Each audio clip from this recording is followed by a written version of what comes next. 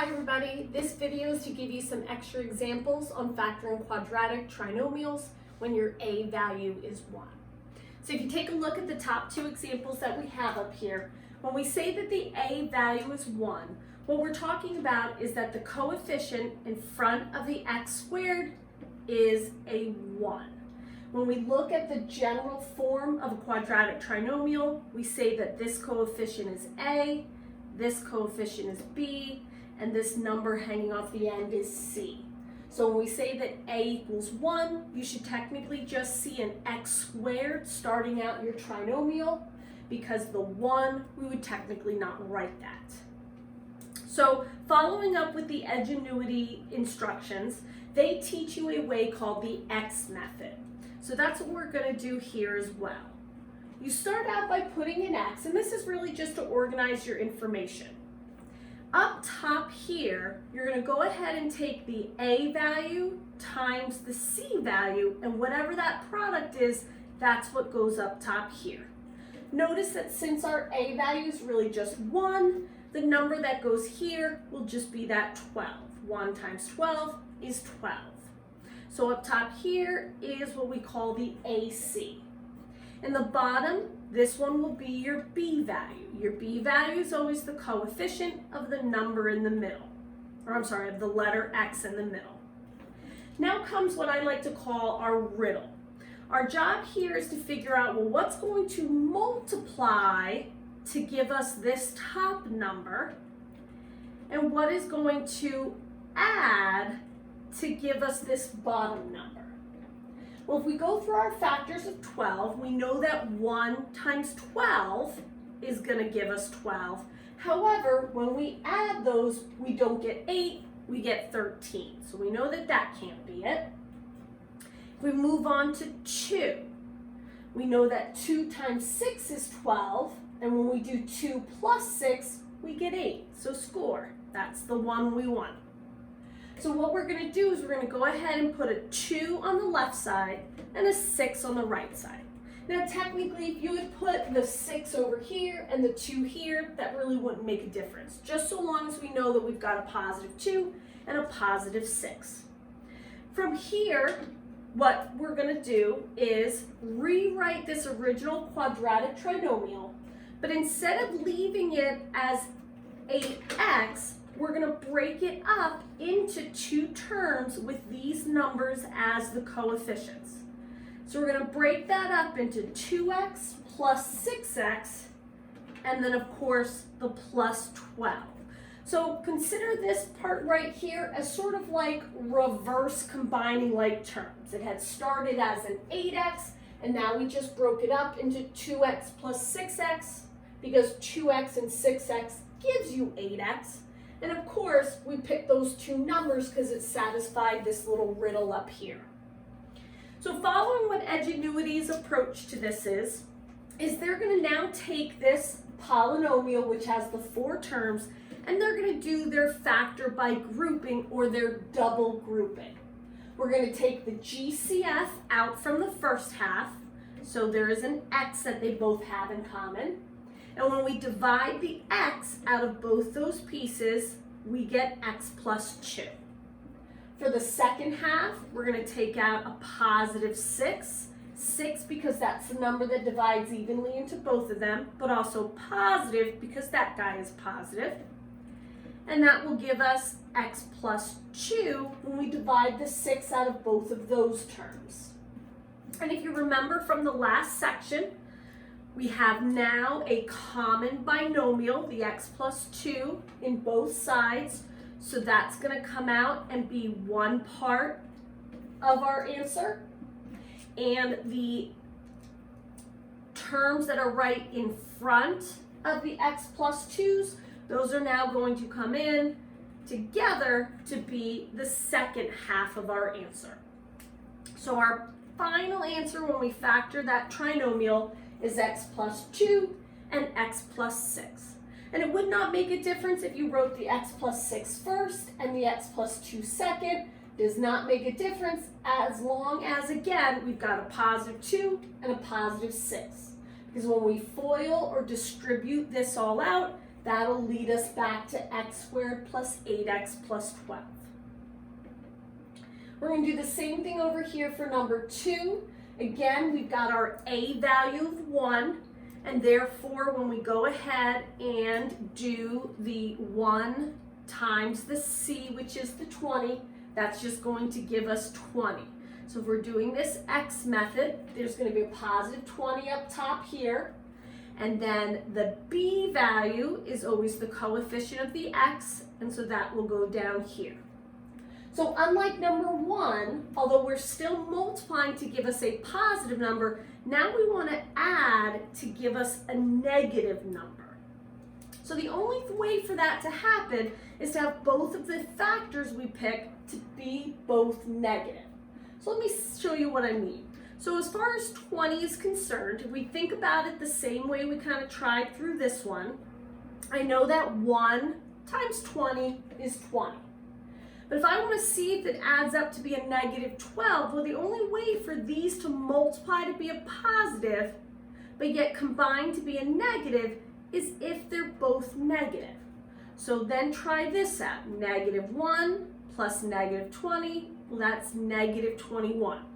So I do get a negative, but unfortunately I want negative 12, not negative 21, so that combo does not work. And now I move on. I think of another number that can divide evenly into 20. If I'm kind of going in order, let's now go to 2. So I've got a 2, and I know it's times 10. So 2 times 10 is 20. Now if I want to see if they add up to be a negative 12, again, that means these are both going to have to be negative, and when I check that out, that is correct. It will give me negative 12. So this will be a negative 2 and a negative 10. So again, just comparing these two, the fact that this is a positive number at the end means both of these numbers will have to be the same sign, either both positive or both negative. You'll know they're both positive if this middle number is positive. You'll know they're both negative if this middle number is negative. Now let's go through and do the same approach that we did with the other one. We're going to rewrite this problem, except now instead of writing the minus 12x, we're going to write minus 2x and minus 10x. So we're taking these exact two numbers in here, we're bringing them down, and we're throwing x's on there. And then everything else, though, stays the same. Now that we've broken up that middle term into these two terms here, now we're able to do our factor by grouping, or as Edgenuity calls it, double grouping. So I look at these first two pieces here. They have an x in common, so I'm going to pull out that x, and that's going to give me x minus 2. Over here, I notice that this is a negative 10, so that means I'm going to have to make a negative come out of these second two pieces. Ends up being a 10. A 10 divides evenly and is the biggest number that divides evenly into 10x and 20. Now don't forget though, I need to make sure I divide both of these by a negative 10 so I can figure out what goes inside these parentheses. When I divide by the negative 10, I'll get the positive x and the minus 2. Therefore, it's going to match up with this side.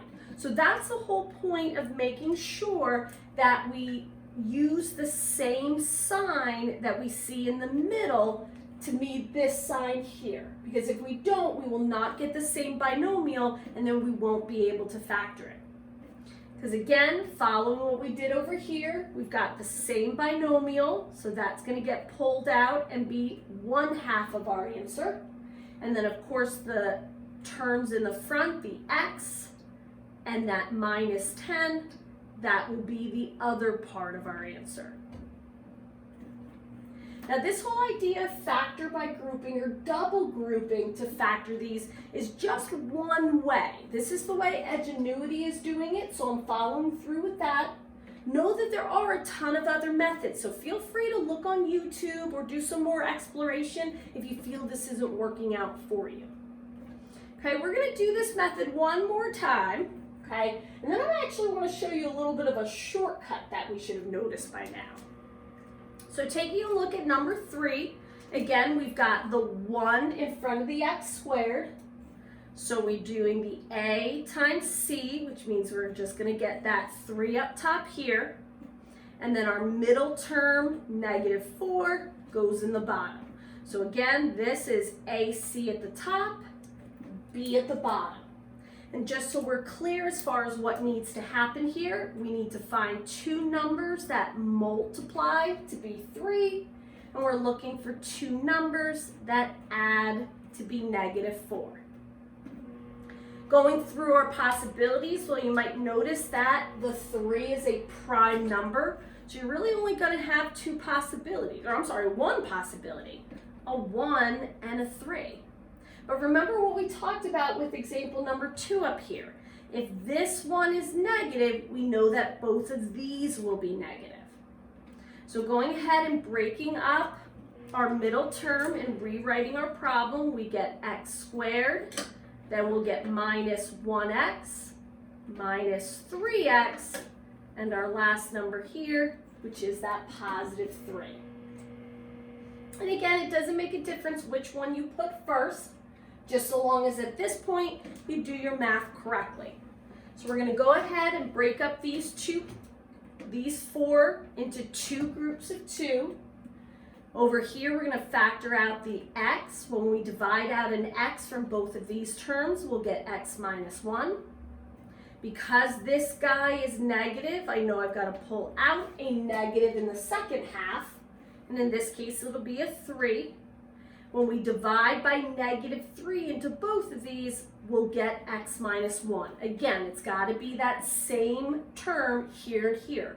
So if you don't remember to divide out by the negative, unfortunately your double grouping or factor by grouping won't work. So make sure you remember, if this is a minus, pull out a minus. So now we've got that common binomial, which is the x minus 1. That's going to be half of our answer. The other half will be the terms in the front, the x minus 3. Now at this point, okay, you might have noticed a little something. Okay, just go back up to the top here. Notice that what we had here, okay, for number 1, we found our 2 numbers to be 2 and 6. And after we did all of this math, we ended up with a 2 and 6 in our final answer. Over here for number 2, we had a -2 and a -10. Those were the 2 numbers that worked. Down in our answer, -2, -10. And then lastly for number 3, our 2 numbers ended up being a -1 and a -3. And right here, -1, -3. So they don't mention this in Edgenuity. However, this is an important kind of alternative to know, is that if you have these quadratic trinomials where your a value is 1, this only works if you just have a 1x squared.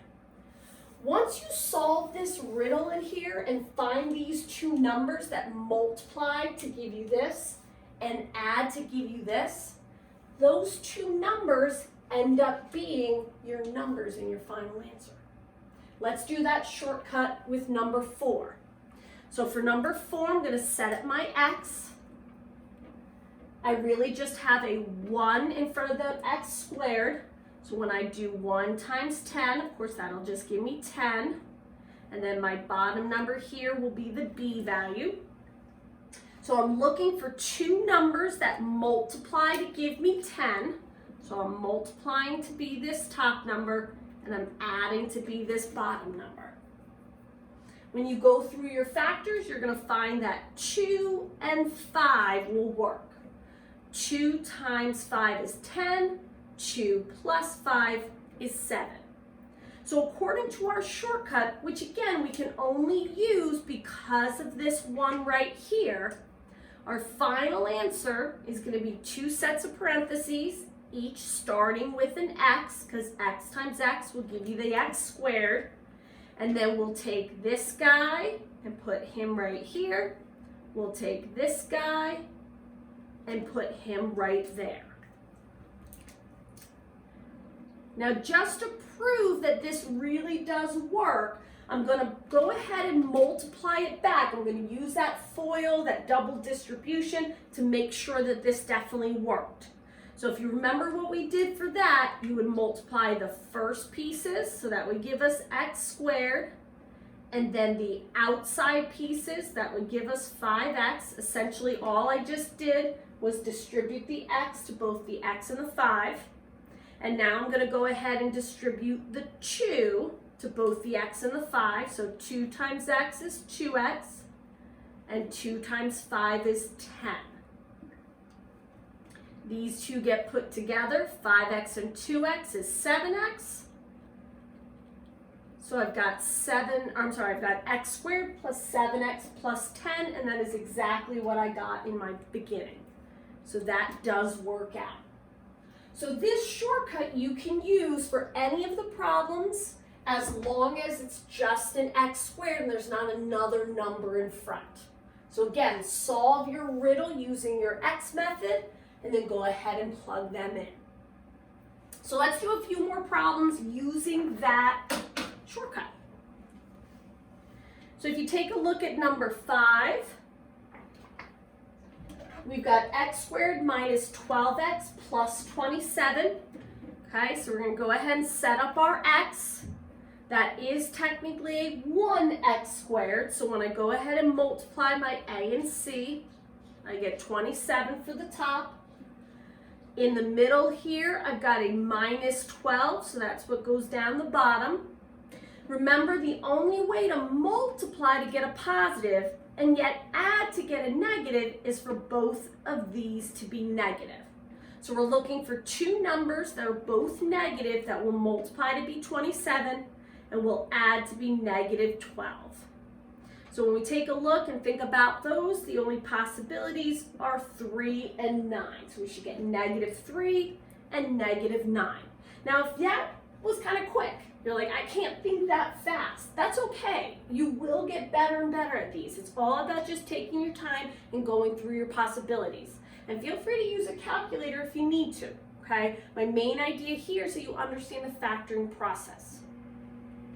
Using our shortcut, this means that our final answer will be 2 sets of parentheses, both with an x and an x to start out.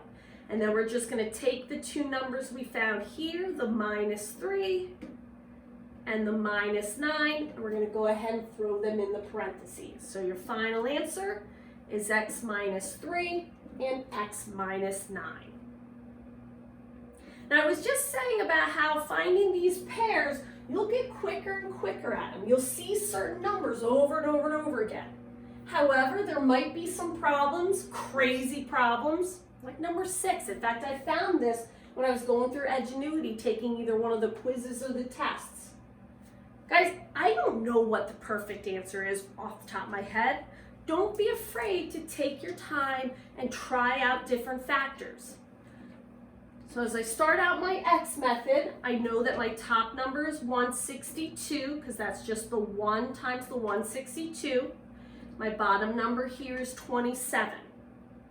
So guys, I don't know what divides evenly into 162. I'm going to grab a calculator and check it out.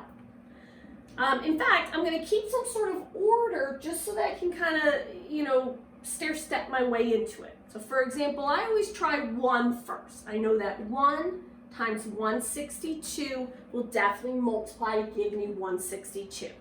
However, of course, when I go to add this, I get 163. Way too big. All right, X that guy out. Well, now I try 2 because he's up from 1. 162 divided by 2, I get 81. Now I check out 81 plus 2. Is he 27? No. All right, cross that guy out. Now I try 3. All right, 3 matches up with 54. Guys, all I'm doing is I'm doing 162 divided by 3. And whatever I get, I know that that's his partner there. But now when I check that out, well, wait, 54 plus 3, well, that's 57. So we're getting smaller, but not as small as it needs to be. So now I'm going to try 4.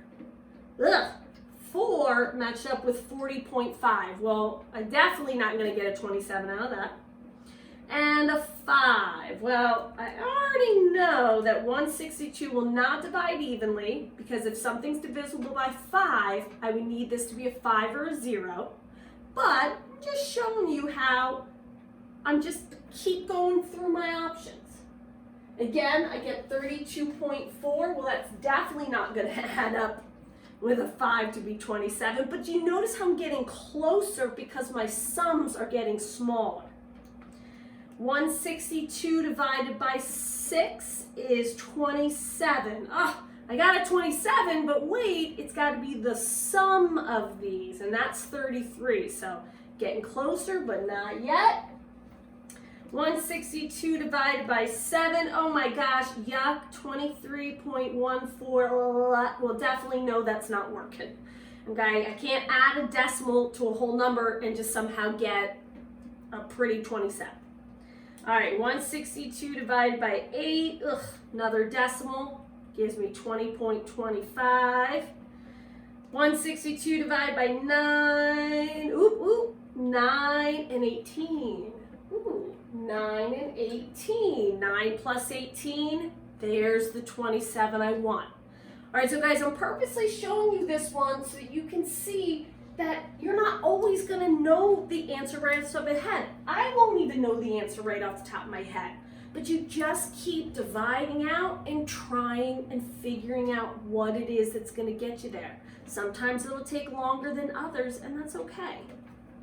But this is why we love the shortcut, because after doing all of that work, the last thing I want to do is write this all out and do double grouping. I know my two pieces now. I know that it's going to be x plus 9, because that's one of my numbers I found, and x plus 18. That's going to be my other one.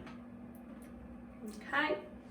And lastly, I just put 2 more examples here for you. Okay? Now again, if I were you, I might pause the video, try them out, and then check out to see the answers that I put up.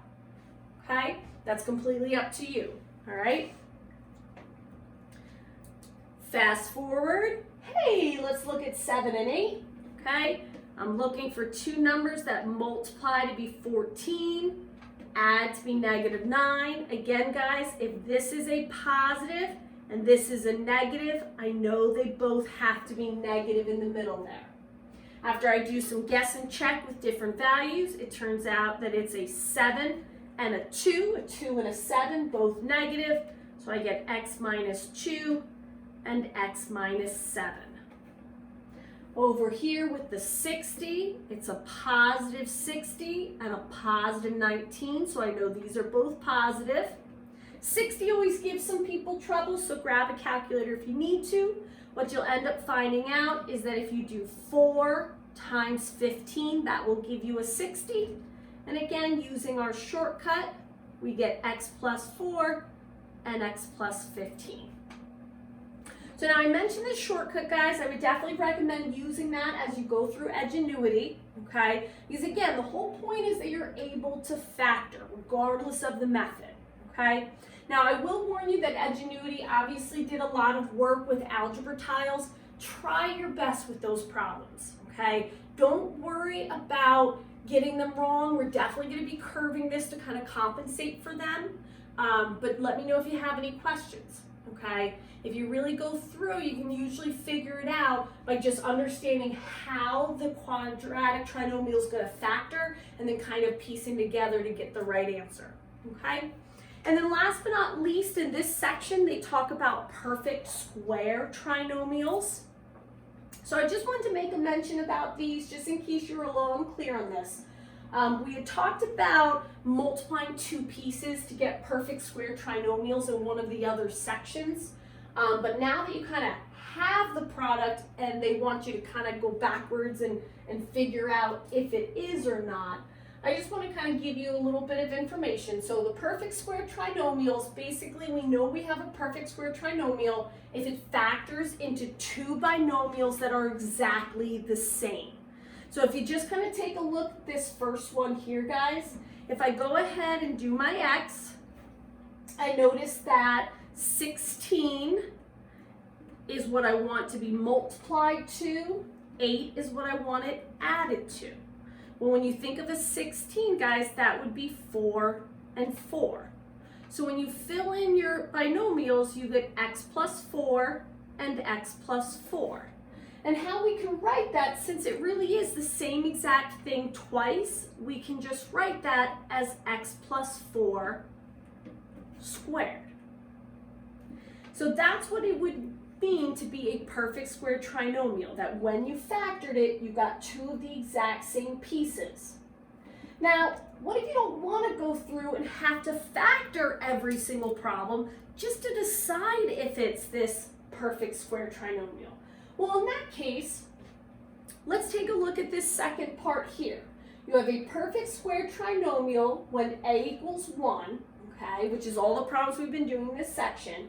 If the last number is a positive perfect square, so this is where knowing your perfect squares comes into play, and the middle number is the square root of the perfect square doubled. Okay, so let's take a look at these other ones just to clarify what that means. So if I take a look at this second one, here is our C value here. And we ask ourselves, is 49 a perfect square? Well, yeah, it's a perfect square. I know that if I square root 49, I get a perfect 7. So whenever you can square root a number and you get a whole number out, that means you're a perfect square, okay? So I do have that perfect square, it's a 49. The square root would be 7. Well, if this is a perfect square trinomial, now if I double this 7, basically just do 7 times 2, I would get 14. Well, where'd the 14 come from? This one right here. So if this is a perfect square, and when you square root that and you double that, you get the middle number, then you know that you have a perfect square trinomial. Now that middle number could be positive or negative. The only guy that has to be positive is this last number here. So for these last two, notice you've got a 144 and an 81. Those both are perfect squares. If I square root 144, I get 12. Now if I times 12 by 2, I double it, I get 24. Guess what's in the middle? 24. So check, this is a perfect square trinomial. Over here I've got an 81. If I square root it, I get 9. Now when I double it, I get 18. That matches what's in the middle. Check, I've got a perfect square trinomial. So a perfect square trinomial, once again, guys, will always have a positive perfect square at the end. And as long as it is just a regular x squared in front, when you square root that perfect square and double it, it should equal this number here. Whether it be positive or negative, doesn't make a difference. And that's how you'll know you have a perfect square trinomial. So I hope this helped you out, guys. If maybe you already took the quiz on Edgenuity, didn't do so well, well, after watching this and maybe jotting down some notes, try it again. Okay, you get up to 2, maybe even 3. I might even set it to 3 retakes this time. So the object is to keep going until you can't go no more and try to raise that score. Okay, so let me know if you have any questions via the Remind app or email, and good luck. See you later.